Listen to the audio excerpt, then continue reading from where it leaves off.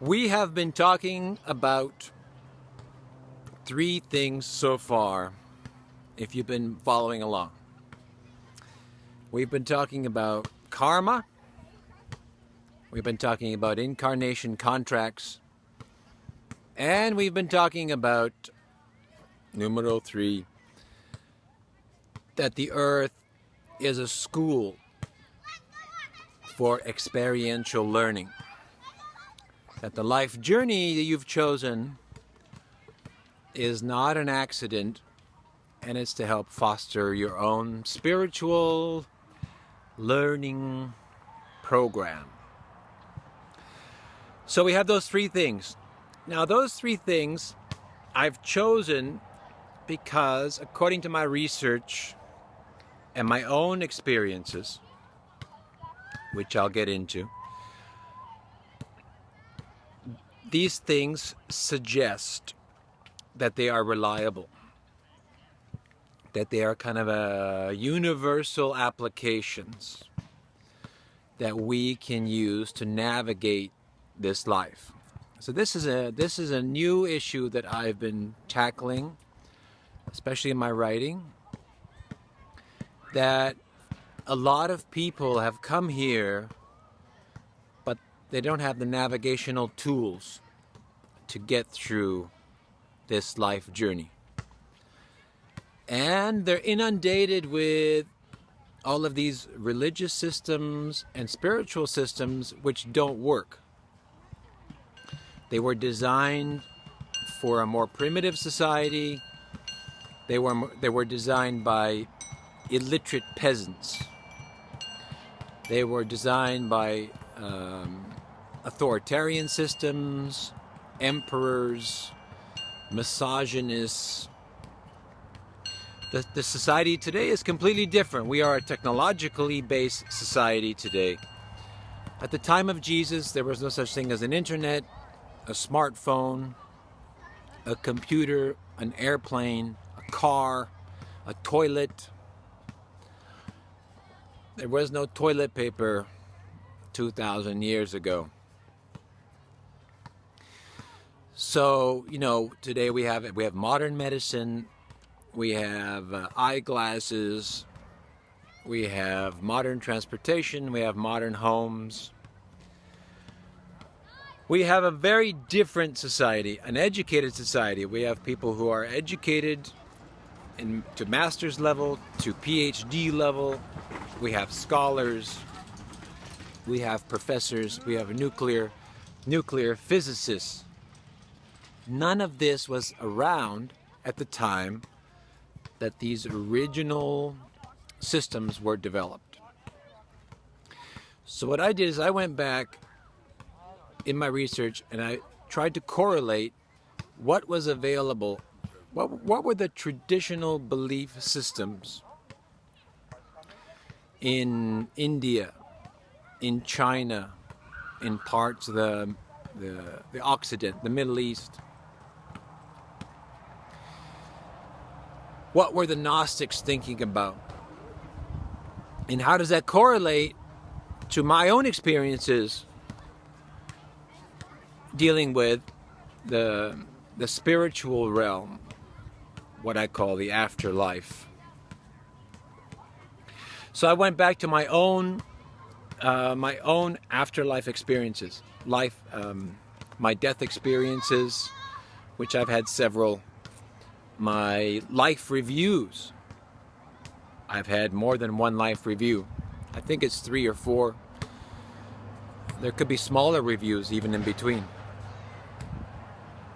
So when I looked through what they did with the life review, I tried to compare that to what they're talking about in the past, and then I try to correlate all of that to a modern society. And I looked at the afterlife. My experience, there is an afterlife. In other words, there is a dimension which we originate, which I call, it's like a digital world. Now, I should add this, that all of my discussions are rooted in the fundamental belief that we are living in a computer-generated reality. My research has supported that argument, starting with the God is DNA. So if you look at the progression, there's God is DNA, and DNA is in everything. Scientists have said, geneticists have said that DNA is software, is the software of life. It's like a biological software. Now, that began the discussion, and I was able to show that in Gnosticism, in Gnostic texts, in Buddhist texts, that they were talking about, when they spoke about the spiritual realm, the invisible world, the other dimensions, the luminous people, right? The luminous clouds, that there are portals to another dimension. And in the other dimension are these luminous beings. And these luminous beings are digital beings. And you know them as extraterrestrials. Such that we have misinterpreted the whole understanding of what is an extraterrestrial and where do they come from. What is an interdimensional being? So I explain this through a number of books. There's 8 or 9 books now that I've gone through this. So these videos are very summarized versions of a lot of research. So I hope people understand that. This is a highly summarized, I'm not making statements, I'm just following my own research. That from the God is DNA to the DNA is software to the digital DNA. And the digital DNA connects us to the digital world, aka the afterlife. The afterlife is a digital realm where digital beings exist. So we start as a digital being, and then we transcribe ourselves into this biological construct. There's a digital to biological conversion. And when you go, there's a biological to digital conversion. Within the context of a computer-generated reality, we have to learn to navigate this world. And religions and spiritual systems simply have not been shown to work. They do not bring enlightenment. They do not bring enlightenment. Religions do not bring salvation, because they're fundamentally, religions are fundamentally built to prevent salvation. If you go through the research, they are designed to prevent salvation. And there are reasons for that, and that has to do with the people who have hijacked this reality, the reality hijackers. As a result of this reality being taken over, as a result of the global amnesia, as a result of people following these spiritual systems that don't work, following orthodox religions that don't lead to salvation because they were designed not to lead to salvation, as a result of all the programming, as a result of all the propaganda, the disinformation, the chemicals, the processed foods, you name it, right? The fear and threat and violence and chaos. So we shouldn't have to say that each time, but as a result of a lot of things, when people incarnate into this reality, into the body, they become overwhelmed. They fall into a hypnotic trance, and they can't get out. They forget, for example, that you have to graduate, that you came here to learn something. That's your purpose on earth. Your purpose is to experience something for the process of learning, so that when you go, you've learned something. Because if you don't learn something, if you accumulate a lot of karmic debt, and you don't fulfill the obligations that you signed on your incarnation contract, right? See how it all ties back. If you can't navigate the world, you don't fulfill your obligations, you don't learn, and you carry a lot of karmic debt because of all the mistakes you make, when you pass on, there's a life review. The life review says, you screwed up, you failed. They send you back. Do it again. You come back again into the same system, and you're looking for answers, you're looking for a purpose, you're looking for a system, a spiritual system that will help you, and none of the systems work, or they work a little bit. Then that guy says that system's better. Then you go back to the traditional religions. By the time you're done, you did not complete your obligations. In the afterlife, they do a life review.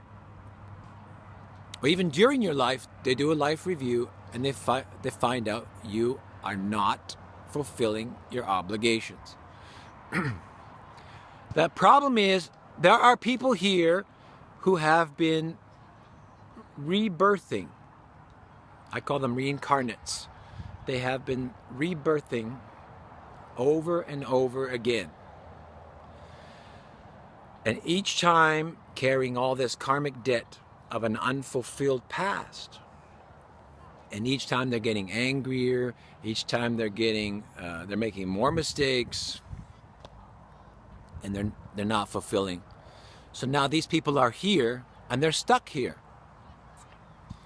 So there's a school where there's a 65-year-old student population that they can't graduate because they forgot how to graduate.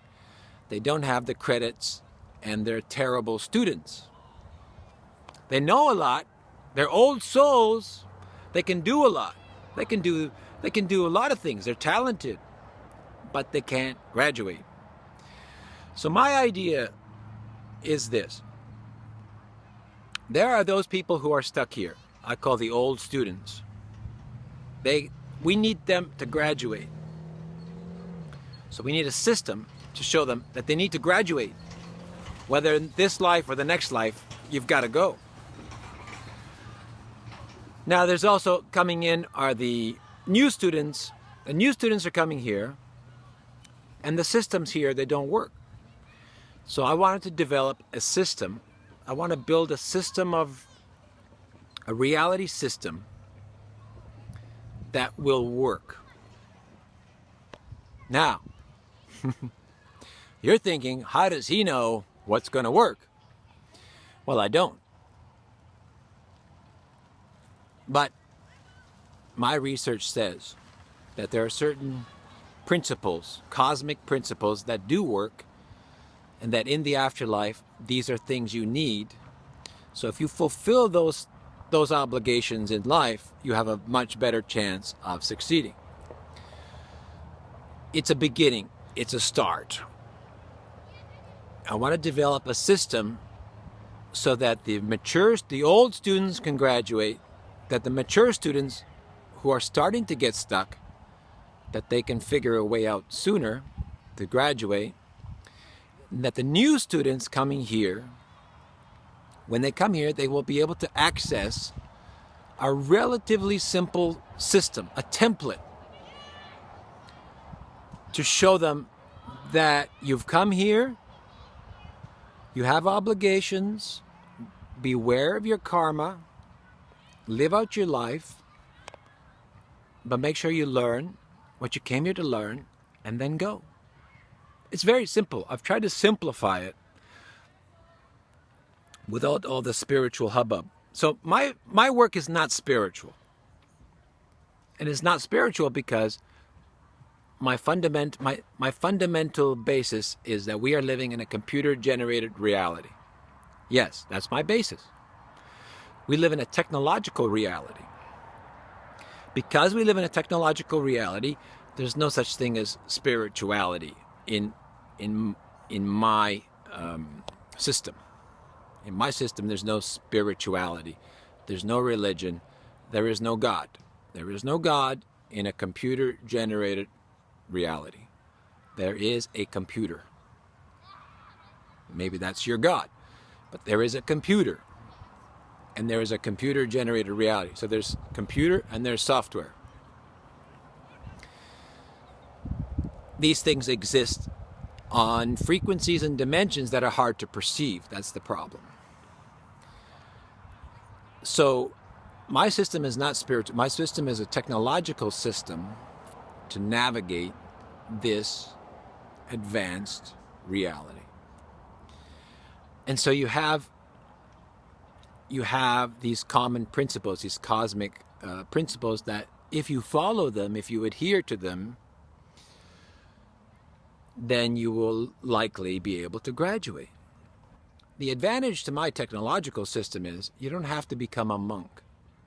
You don't have to shave your head and go live on a mountain and drink tea. You know, you don't have to abstain from everything. You don't have to become an ascetic. You don't have to eat only vegetables. That's the advantage of my system. My system is because it's a technological system. But there are some principles you have to understand, and we're going to try to cover some of those. So a principle like God is DNA. So if you want to worship something, it's DNA and it's inside of your body, inside of your cell. So that's your beginning. Look within. Look at your DNA.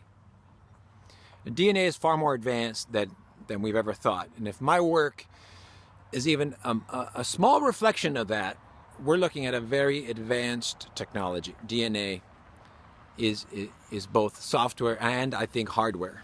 Software and hardware. Okay, now let's finish with this. Some people watching this video, they know a lot. They know a lot about spirituality and metaphysics. They may even be scientists. They may have been monks. Now, those people are watching this. I think it's good to put it at the end here. Those people watching this, they just want to confirm or affirm certain things they know or certain things they don't want to go into. Oh, he's talking about computer-generated realities. I'm not going there.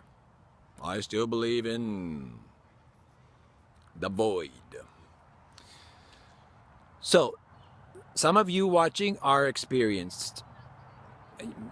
Maybe you know something, maybe you don't, but you believe you know something. So you're watching to validate your own knowledge. Some of you, so the second category is a person who knows some stuff, but is missing pieces. Right? Now, by me providing, as we go along here, I'm going to provide a full reality system that works. At least it works for me. It's not for the advanced person, it's for every person. The system works. Now, if you're missing a few pieces, then you can take the pieces that you need. You don't need the whole thing. You don't need my system. But you want a few pieces. Oh, that's how those things connect. That's the second person.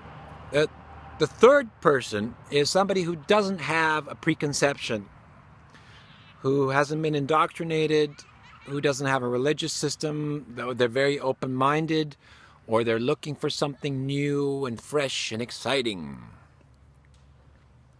Have I got a deal for you? So that person, because they don't have anything, my system at least provides them with something, right? So that should you get lost in life, you go, hey, Paris said there's something on my contract.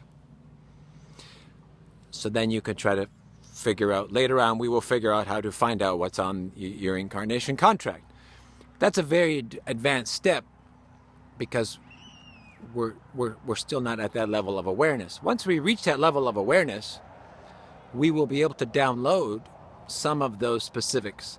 Some of the things on your contract are available, and some of them are kind of concealed for many reasons. You may not be able to know everything you're supposed to do, because if you know, somebody else knows. So some of that, there's a reason for that concealment. Okay, so there's those three people. Now, what I'm saying, I don't have all the answers. This is not the best system in the world. I don't think the best system in the world exists. What I am confident in saying is that the older religions do not work. And we have evidence of 2,000 years or 3,000 years, they do not work. And if they worked 3,000 years ago, they do not work for the modern population, because we have a different set of genetics. We have a different genome. So spiritual systems, they're not working either. They work for some people, they don't work for everybody. And still people are not graduating. My goal is to build a reality system that will help people graduate. And my first concern is those old students. Now the old student, because they've been here so much, when I talk about reincarnation, when I talk about karma, when I talk about incarnation contracts, they listen. It makes sense. Something at the back says, that guy makes sense. I like what he's saying. You may or may not agree, but it connects, it clicks, right? If I talk about incarnation contract with a new student, they might say, well, that's interesting. Never heard it before. So my primary goal now is to get the old students to wake up and to pay more attention to their life. Because you can be an old student and you could be 25 years old, right? Your soul, your spirit is old. You could be 25 years old. You could be 45, or you could be 65. The goal is, the idea is, we have to make this your last incarnation, or close to it. We want you to go.